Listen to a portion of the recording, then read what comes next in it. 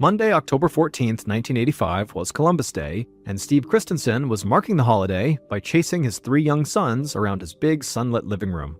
His wife Terry stood next to the fireplace, smiling with a hand on her very pregnant belly, and every time Steve looked over at her, he couldn't believe how beautiful she looked. She was absolutely glowing.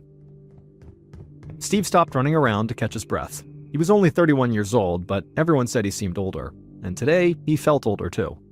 He was tall and broad-shouldered with thick brown hair and an air of seriousness about him. Steve's number one goal in life was to provide for his family, and he'd worked hard so they could have their nice home here in Salt Lake City, Utah. As his boys crowded around him, still wanting to play, Steve suddenly felt a pang of guilt. He knew he had not been spending enough time with his family lately because he had been so consumed with work. But Steve didn't feel like he had any other options. 2 months ago, the financial consulting company that he had helped build had gone under, leaving Steve almost bankrupt. Now he was trying to launch a new consulting business with a friend, and he was working overtime basically every week to get this new company off the ground.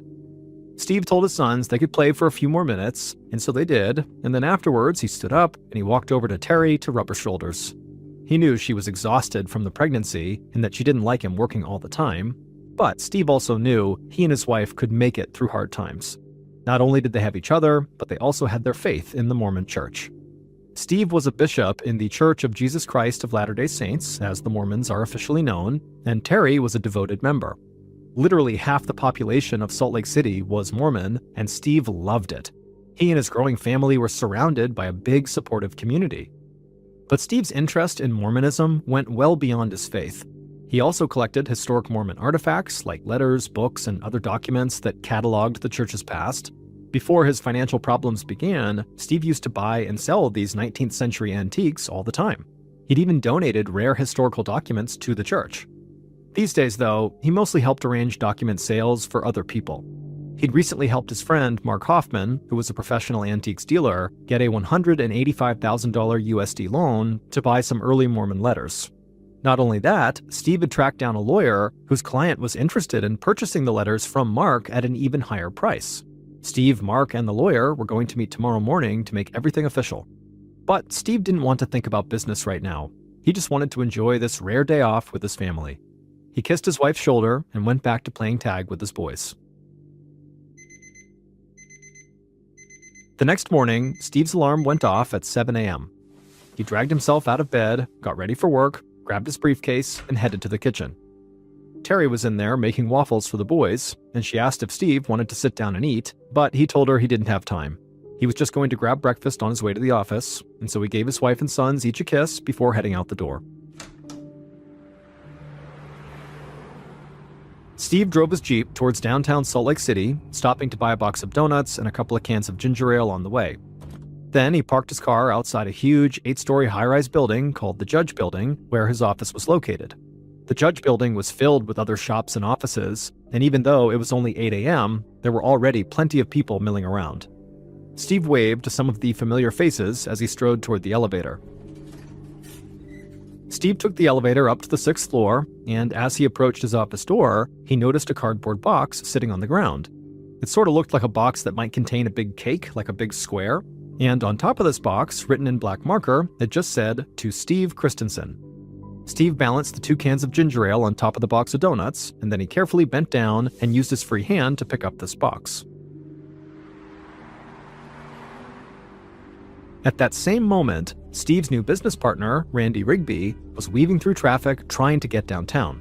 Randy was about 10 minutes late for work, and he'd been trying to page Steve and let him know he was on the way. Steve was not answering. And as Randy approached the Judge Building, he was quite surprised to see all these fire trucks and police cars outside, parked everywhere with their lights flashing and sirens going off. People were gathered around the building, looking curious and concerned. Randy scanned the crowd for Steve, whose tall, broad frame was always easy to spot, but he couldn't see him anywhere. Then he started looking for Steve's Jeep and noticed it parked nearby. Randy walked up to a woman who obviously was from the Judge Building, and he asked her, what's going on here? And she said the whole building had just been evacuated because of some emergency. She said she had no idea what this emergency was. Suddenly, Randy had an unsettling thought. What if Steve didn't know that he needed to get out of the building and he was still in there? Randy needed to make sure Steve was okay. So even though he could see police officers shooing people away from the main entrance, he decided to sneak in. Randy drove his car to the back entrance of the building and quietly slipped inside. He sprinted up 6 flights of stairs, burst into a long hallway, and looked at his and Steve's office door.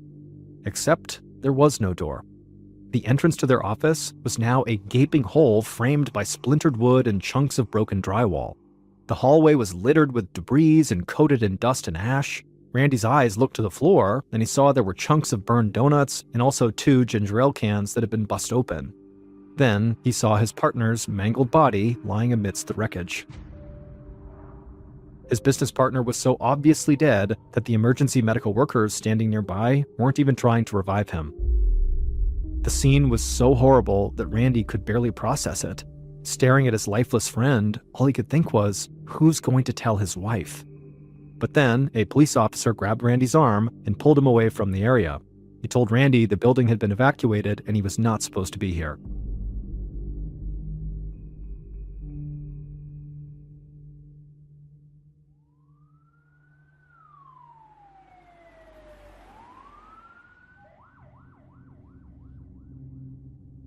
Moments later, Salt Lake City police detectives Jim Bell and Ken Farnsworth reached the same hallway that Randy had just been kicked out of. The men made a good team. Bell was quiet and analytical, while Farnsworth was more talkative and outgoing. The veteran homicide investigators had worked a lot of cases together, but they'd never seen anything like this. Looking at the devastating scene, both detectives were at a loss for words. The victim, who they had learned was 31-year-old Steve Christensen, was unrecognizable. His chest had been blown open, his right foot was nearly severed off, and there were long, heavy nails lodged in his face. Farnsworth cleared his throat and said what both men were thinking. It looked like a bomb went off. The detectives put on gloves and spent the next hour combing the hallway and bagging potential evidence. They found a number of wires, a rocket igniter, and also a motion sensor switch, all items a person could use to build a homemade bomb. Just then, Detective Bell heard the elevator ding, and he turned and saw a scruffy man in a gray sports coat walk out. Jerry D'Elia was unique in the Salt Lake City Police Department. He was a prosecutor, he was also an arson expert, and he was an investigator. A native of New York City, D'Elia had more experience with bombing cases than anybody else on the force. Bell explained what they'd found so far, and D'Elia agreed that it seems like Steve had been the victim of a homemade bomb. But D'Elia said that whoever made it knew exactly what they were doing. Not only did they use a motion sensor switch so the bomb would go off whenever somebody moved it, but they had also wrapped the explosives in nails that virtually guaranteed the bomber's target would be killed in the explosion. In fact, D'Elia said the bomb was so sophisticated that he wondered if maybe this was the work of a professional hitman. But as they discussed the possibility that Steve was killed by a murderer for hire, another police officer came running up the stairwell, accompanied by 2 men who looked very shaken. The men said they owned a jewelry store on the 3rd floor of the Judge Building, and just that morning at about 6:45 a.m., they had rode the elevator up with a man who claimed to be delivering a package. And this man was carrying a cardboard box, and on the box it said, "To Steve Christensen." And so now that the jewelry shop owners had heard what happened, they were pretty certain they'd been inside the elevator with the bomber. Detective Bell asked if they recalled anything about the man's appearance, and the witnesses said he was Caucasian with brown hair, maybe in his 30s, and they remembered that he was wearing a green Letterman jacket. Bell looked over at D'Elia. A 30-something-year-old guy in a Letterman jacket didn't exactly sound like a professional hitman, because that kind of stands out quite a bit, and if you're a hitman, you want to be kind of under the radar. But then again, who was really to say what a real hitman looked like?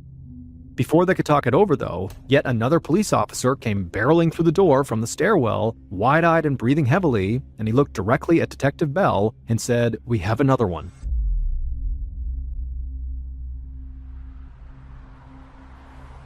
Shortly after 11 a.m., about 2 hours after this first explosion, Prosecutor D'Elia pulled up outside a home in the upscale Salt Lake City suburb of Holiday. He saw county sheriff's deputies, TV news reporters, and frightened neighbors crowded outside, all trying to make sense of the horrific scene. D'Elia parked his car, stepped out, and looked over at what was left of a nice brick house. An entire side of the garage had collapsed, and the carefully mowed yard was now covered with debris. D'Elia pushed through the crowd, and then he saw what everybody was staring at. There was a woman's body lying on the front porch. She had wavy gray hair, but her face was obscured by burns and soot, and her left arm had been blown off, and her abdomen had been ripped open. D'Elia didn't know this woman, but seeing her shattered body and destroyed home made him feel furious. Bombings were rare in Salt Lake City, and back-to-back bombings were basically unheard of. So D'Elia was quite certain that the same killer or killers were responsible for both. D'Elia approached one of the deputies who was already on scene and asked what they knew so far. The deputy told him that the victim's name was Kathleen Sheets. She was a 50-year-old schoolteacher and mother, and she was married to a financial consultant named Gary Sheets. Gary was the founder of that failed investment company where Steve Christensen used to work, and the men had a close professional relationship until about 2 months ago when their business went under. Then, the deputy showed D'Elia a piece of cardboard from the box that the bomb came in. There, in black marker on the cardboard, was Gary's name. Apparently, the deputy said, Gary was the bomb's intended target, not his wife. D'Elia thought this over. Two partners whose business recently failed had both been targeted by devastating bombs within hours of each other. D'Elia wondered if someone who had lost money when Steve and Gary's company collapsed might be out for revenge. But D'Elia also thought it was possible that maybe Gary killed his former business partner and his wife and only wrote his name on the box as a diversion. Either way, D'Elia knew exactly who investigators needed to speak to next.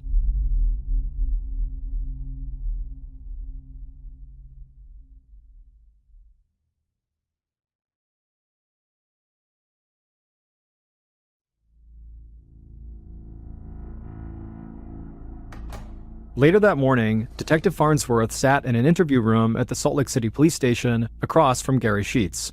Gary was in his 50s with white hair and even whiter teeth, but his eyes were red from crying. Farnsworth tried to be gentle while asking questions, and Gary was very forthcoming despite his obvious shock and grief. He explained that he and Steve used to run a financial consulting company together, working with wealthy investors. They'd done well until some bad investments left the company on the verge of bankruptcy. Then, 2 months ago, Steve had decided to leave and start his own consulting company with a new partner, leaving Gary to try to deal with the mess of their failed business.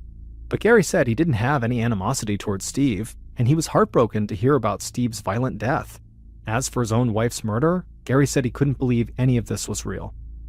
Detective Farnsworth felt sorry for the guy and knew Gary should be with his family right now, but there was a bomber who was loose in Salt Lake City, and his questions just couldn't wait. He asked if Gary knew anyone who might want to hurt him. Gary paused for a moment and then said, well, yeah. When his and Steve's company failed, a lot of investors lost a lot of money. Maybe these bombs were a spurned investor's way of getting revenge. But if this was the case, Gary wondered, why target his wife? Detective Farnsworth swallowed hard and told Gary the bomb had actually been inside a cardboard box and his name had been written on the box. As far as police could tell, someone out there had actually wanted Gary dead, not his wife. Hearing this news, Gary began to cry, not only at the thought of his wife being murdered by mistake, but also because the reality that somebody was out to kill him was terrifying, and he began shaking like he was just so scared he couldn't help it. And so seeing this, Farnsworth immediately offered to place him in protective custody until the police solved the case. In the meantime, they needed Gary to put together a list of all the investors who'd lost money when his and Steve's company dissolved. Any one of them could be the bomber. While Detective Farnsworth wrapped up his conversation with Gary, his partner, Detective Bell, was a few miles away on the couch in Steve Christensen's living room. Steve's very pregnant wife, Terry, sat across from him looking totally numb. A few members of the family had come over as soon as they heard the news, and they took care of Steve and Terry's boys while she spoke with the detective. Her voice was flat as she told Detective Bell that she didn't know how she was going to live without her husband. Beyond the shock and grief of losing someone she loved so much, Terry was now going to have to find a way to support 4 children on her own, and the family's financial situation was not good. She sighed and sort of muttered under her breath that she wished Steve hadn't been so generous with the church. Detective Bell asked what she meant.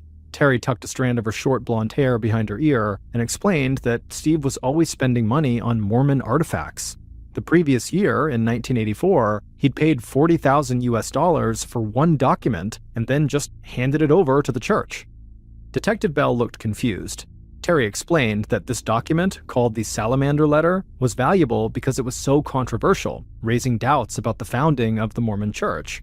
The church taught that the founder of Mormonism was led to the Book of Mormon by an angel, but the letter said he'd actually been led there by a white salamander. Terry said that Steve's friend, Mark Hoffman, had found the salamander letter from one of his confidential sources, and when word got out that Mark had the letter, church leaders got really upset because it totally went against their teachings. Terry said she didn't want Steve to buy this letter, but he did it anyway. And then he donated the document to the Mormon church. And just like that, Steve and Terry's family had lost $40,000, money that they really needed right now. Detective Bell could see how upsetting this was for Terry. He didn't want to cause her any more grief, so he thanked her for the information and told her how sorry he was for her loss. But before he got up to leave, Terry stopped him. She said she felt like the salamander letter might have something to do with her husband's murder. The letter's discovery caused some Mormons to leave the church, and they might have blamed Steve for shattering their faith. Detective Bell wasn't sure what to think, but he promised Terry he would look into it. The next day, at about 2:40 p.m., Detective Farnsworth cruised down the highway towards the police station. It was only the second day of the investigation, but Farnsworth already felt enormous pressure to solve this case. People were scared, especially after a local reporter had received an anonymous call claiming there were 4 more bombs already planted all around Salt Lake City. And at a press conference the night before, the Salt Lake City police chief had said the crime could be related to this salamander letter. And so, fearing that their affiliation with the Mormon church could make them the next victims, multiple prominent Mormons had taken their wives and kids into hiding. Detective Farnsworth pulled into the police station, but just as he turned off the ignition, he heard an emergency report on the police radio. The dispatcher said all available police needed to head to an address near Main Street in downtown Salt Lake City. Just as the public feared, the bomber had struck a 3rd time. Minutes later, Detective Farnsworth skidded to a stop near a blue Toyota sports car that was still smoldering. A firefighter sprayed water onto the smoking vehicle, and Farnsworth could hear the siren of an approaching ambulance just a few blocks away. Farnsworth jumped out of his car and saw that the entire driver's side of the blue Toyota had been blown apart, and a few feet away, a Salt Lake City police officer was kneeling on the ground, cradling an injured man's head. The man looked like a total wreck to Farnsworth. There were shards of glass in his face, his bloody right hand was missing a fingertip, and he had a piece of metal shrapnel sticking out of his right knee. But somehow, this man was alive. Just then, the sirens reached a fever pitch as the ambulance arrived on the scene. 2 EMTs jumped out of the vehicle and ran over to the injured man and began taking his vitals. Detective Farnsworth leaned down and asked the injured man for his name. In between labored breaths, he said his name was Mark Hoffman. Farnsworth immediately recognized that name. Mark was the man who had discovered the controversial salamander letter and sold it to Steve. But before the detective could ask any follow-up questions, the EMTs loaded Mark into the back of the ambulance and sped off to the hospital. Moments later, Prosecutor D'Elia and a federal agent who specialized in bombing cases arrived on the scene. The federal agent immediately began examining Mark's smoldering vehicle, while Farnsworth got D'Elia up to speed about the latest victim. But just then, the federal agent called out to them to come over and look at what he'd found inside of Mark's trunk. Farnsworth and D'Elia ran to the back of the sports car, and in the trunk they saw a trove of old-looking papers that had been damaged in the explosion. They were either burnt from the fire or sopping wet from when the firefighter had doused the vehicle with water, but they were all there and clearly seemed pretty important. As he looked at the ruined papers, Detective Farnsworth was overwhelmed with questions. Why would someone want to kill Mark Hoffman? Could it be related to the documents inside his trunk? Or could it be someone who blamed Mark and Steve for unearthing the salamander letter that undermined the Mormon faith? And if that was the case, why would the bomber then also target Gary and Kathy Sheets? They were connected to Steve, but they had nothing to do with the buying and selling of Mormon artifacts, and so none of it made any sense. At about 4 p.m. that afternoon, Detective Bell stood in Mark Hoffman's room at the LDS Church Hospital. Mark had all these open wounds on his face from where doctors had pulled glass out, and he was waiting for an operation on his injured leg. Bell felt terrible for him, but on the bright side, doctors said he was likely going to live. Mark was on pain medication, and when he spoke, his voice was barely above a whisper. Detective Bell asked him if he felt well enough to talk, and Mark croaked out a yes. The detective asked Mark where he was going when the explosion happened, and Mark said he was on his way to sell some rare documents to a lawyer downtown. Bell asked what kind of documents, and Mark sort of paused for a minute and then said he couldn't actually remember. He said he couldn't actually recall much of anything from that morning except opening his car door and seeing a small package fall out. Mark said he went to pick up the package, and then everything went black. Detective Bell nodded grimly. He'd heard from people in the Mormon community that Mark was this incredibly talented and charismatic man. Mark was jokingly known as the Mormon Indiana Jones because he was so good at finding valuable artifacts. So to Bell, even though he didn't know Mark, it just seemed so sad that this guy was kind of a shell of himself with virtually no memory of what nearly killed him. Bell asked Mark if he could recall anything from before the explosion. Mark thought for a moment, and then he whispered that he had noticed a brown pickup truck that seemed like it was following him right before the explosion. The truck didn't worry him at the time, but only now, as he thought about it, he wondered if the bomber might have been trailing him. He'd seen through the mirror that the driver was a white man with brown hair, but besides that, Mark didn't get a good look at the guy because, again, it didn't really matter to him at the time. Detective Bell nodded. It sounded like the driver could be the same person the father and son saw in the Judge building. But still, there was a lot of white men with brown hair in Salt Lake City, Utah, so this was not a particularly helpful clue. Just then, a doctor came into the room and said they needed to begin prepping Mark for his leg surgery. Detective Bell thanked Mark for the information and then turned to leave.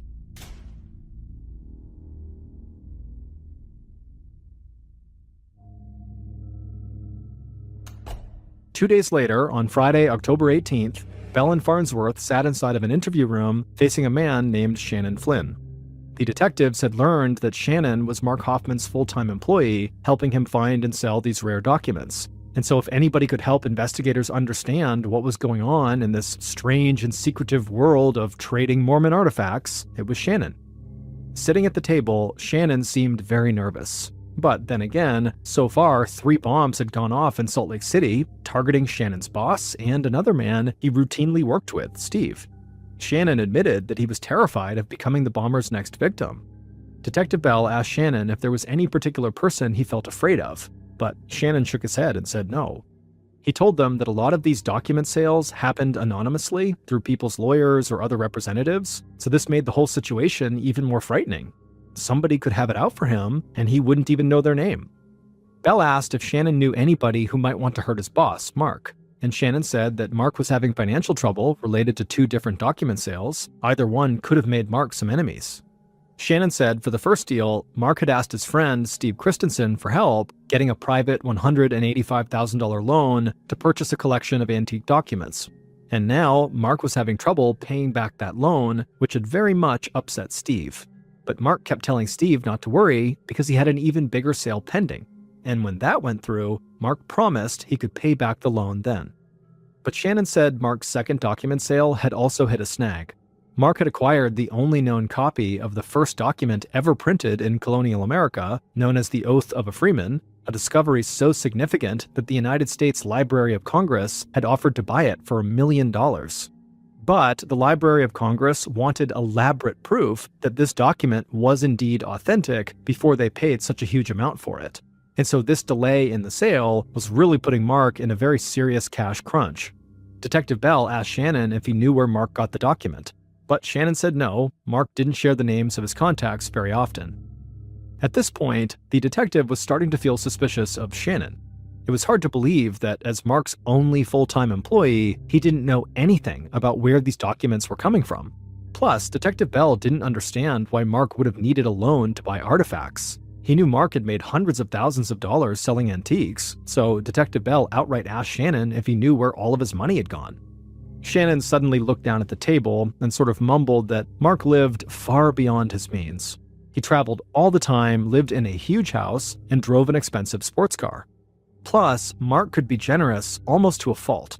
Shannon said that one time Mark had given him money to buy a submachine gun for his firearm collection, and then he also helped pay to convert that submachine gun into a fully automatic gun.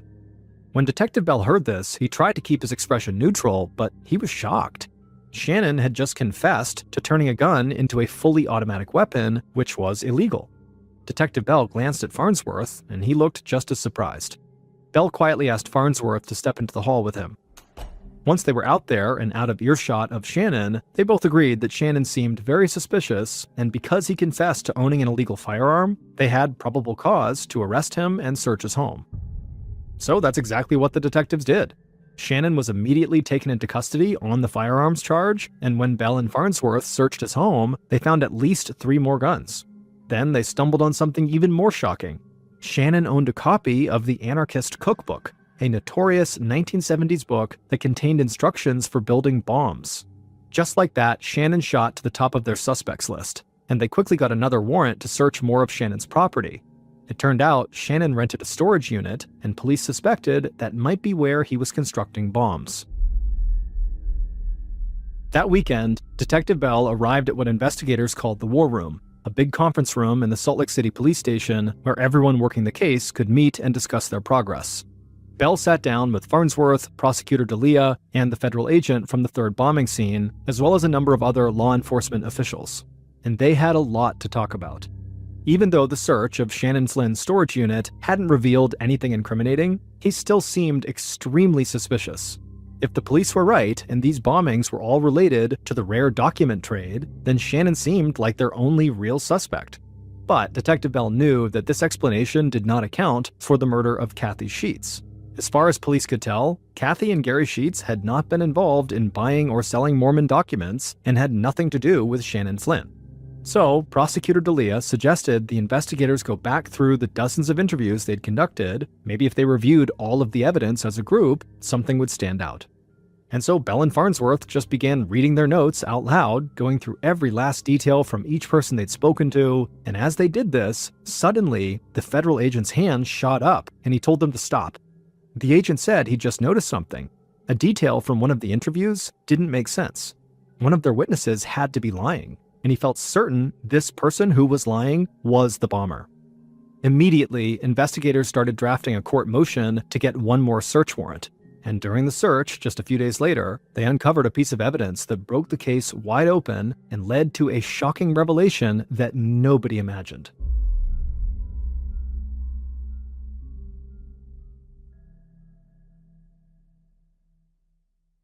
Based on the evidence found during police searches, here is a reconstruction of what police believe happened during the Salt Lake City bombings of 1985.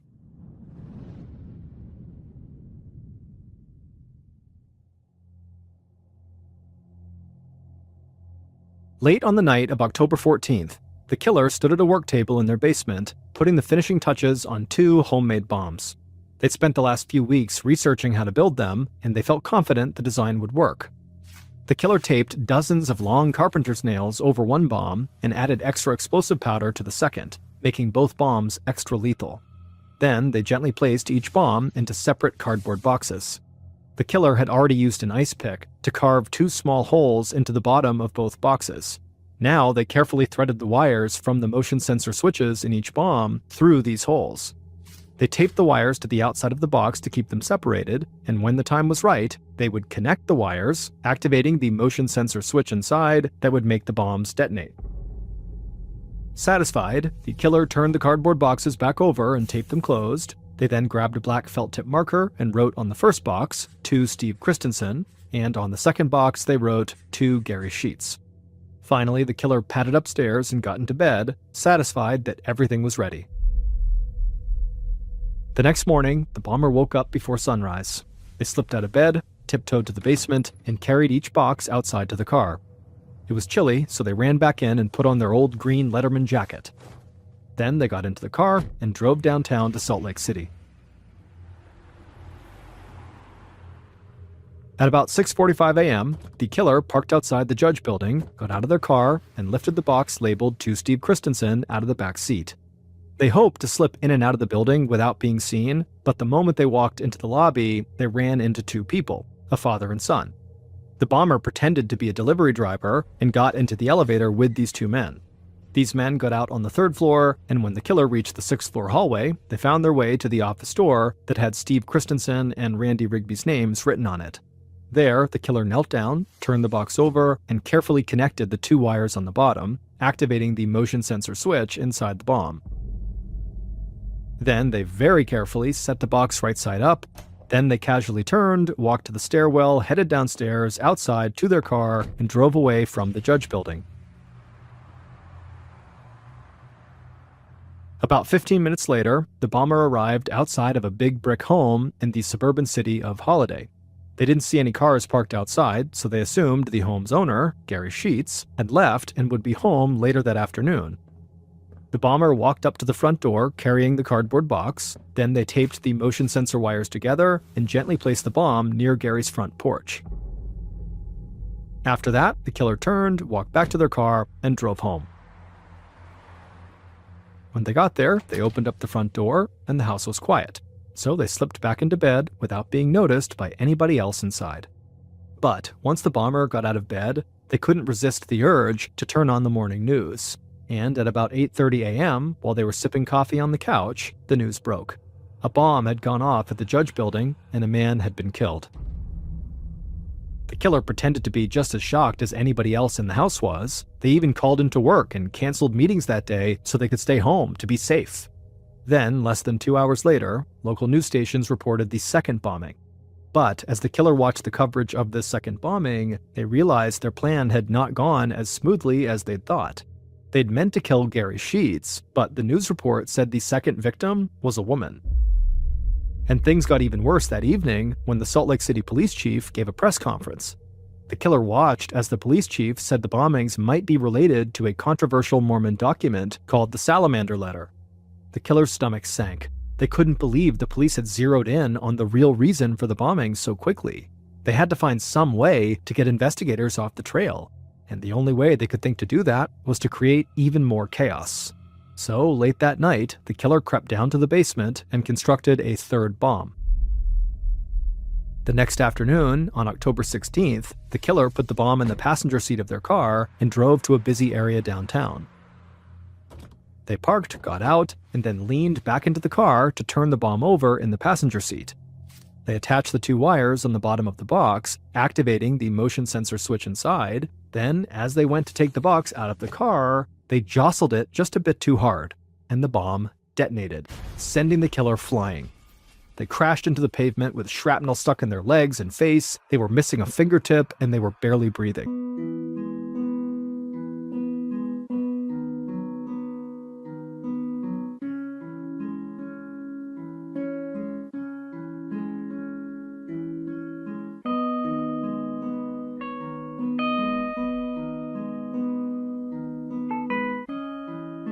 At about 4 p.m. on Wednesday, October 16th, when Detective Bell went to the hospital to interview Mark, he had a lot of questions about how the explosion happened.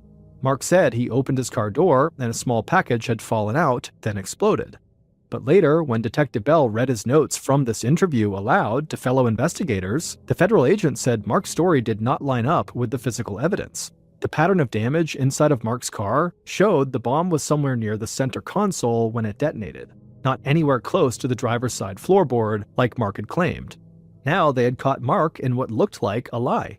It was enough for the police to get a warrant to search his home, and there, shoved in the back of a closet, they found a green letterman jacket, just like the one the bomber wore.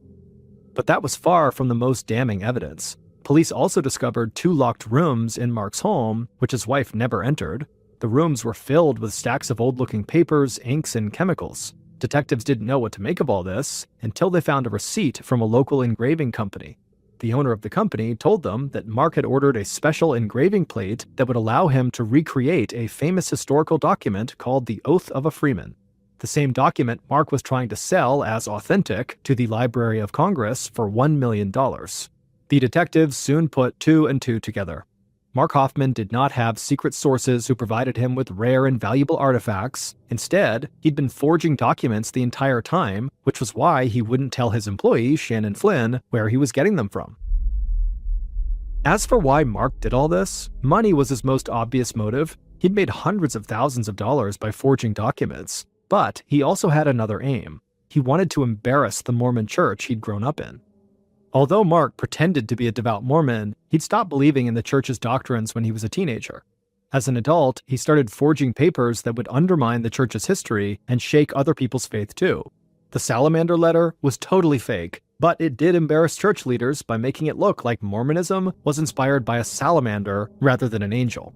and Mark's friend Steve had paid him $40,000 for it, believing it was real. Then, in the months leading up to the bombings, Mark had persuaded Steve to arrange a big $185,000 loan to buy a collection of Mormon letters that did not even exist. Mark took the money from Steve and squandered it on fancy vacations and a sports car, and then couldn't repay the loan. So, to get out of this financial hole, Mark forged a copy of the historic Oath of a Freeman that he planned to sell to the Library of Congress for $1 million. But after Mark gave this fake document to library officials to verify, weeks ticked by with no word from them, and he got nervous that experts had found a flaw in his forgery and his whole scheme would fall apart. And at the same time, Mark's friend, Steve, was getting very impatient with Mark for not repaying his $185,000 overdue loan. And so at this point, Mark decided his only option was violence. He murdered Steve to get him off of his back, and then planted a bomb at Gary Sheets' house as a diversion. In reality, Mark didn't care whether Gary lived or died. He just wanted police to think that the bombings were all related to Steve and Gary's failed financial consulting business. And the plan almost worked until Mark made the mistake of setting off a bomb in his own car. He later claimed he did this on purpose in an attempt to commit suicide, but investigators believed Mark actually intended to use this bomb either to kill Shannon Flynn, who was talking to police about Mark's financial problems, or to cause such a scene in downtown Salt Lake City that it would throw the detectives off his trail. Officers arrested Mark Hoffman in January of 1986, and he quickly confessed to both the forgeries and the bombings, but he expressed no remorse for what he'd done. Mark then pleaded guilty in exchange for a life sentence rather than facing the death penalty. Once he was in prison, Mark's wife divorced him, and he was excommunicated from the Mormon Church. Mark later attempted suicide, but he would survive. However, he would permanently damage his right arm, ironically losing control of the hand he'd once used to commit his many forgeries.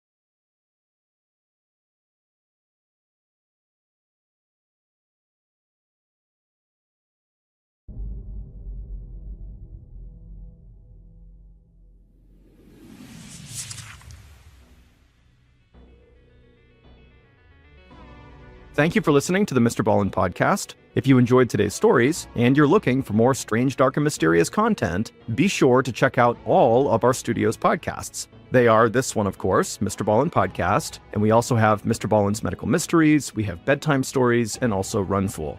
To find those other podcasts, all you have to do is search for Ballen Studios wherever you listen to your podcasts. To watch hundreds more stories just like the ones you heard today, head over to our YouTube channel, which is just called Mr. Ballen.